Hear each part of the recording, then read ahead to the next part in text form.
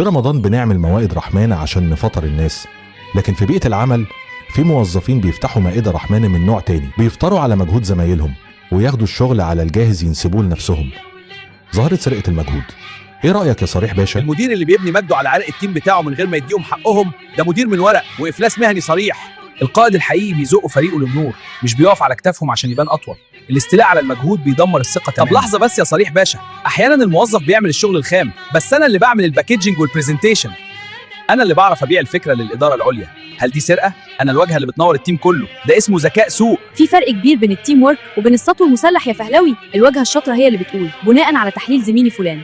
لما تمسح اسم زميلك عشان تلمع نفسك، انت بتقتل ولاءه للشركة. المرة الجاية هيعملك الشغل على القد ومش هيبدأ. بالظبط يا ملفت، ولو الإدارة اكتشفت إنك مخبي اسم اللي تعب بجد، رصيدك بينزل للصفر وبتتصنف حرامي مجهود. كويس ما تزوقش كده، من بكرة هعمل تتر في آخر البرزنتيشن زي مسلسلات رمضان واكتب أسامي الشركة كلها. مش مطلوب تتر سينما، المطلوب أمانة مهنية. نزاهتك في إعطاء الفضل لأصحابه هي اللي بتصنع لك وزن حقيقي جوه المؤسسة. كلام من ذهب. النقلة الحقيقية بتحصل لما كل واحد ياخد حقه. سرقة المجهود بتخلق بيئة عمل مسمومة بتهدي الكيان. شاركونا في التعليقات، هل اتعرضت لموقف حد أخد فيه مجهودك ونسبه لنفسه؟ وإزاي اتعاملت معاه؟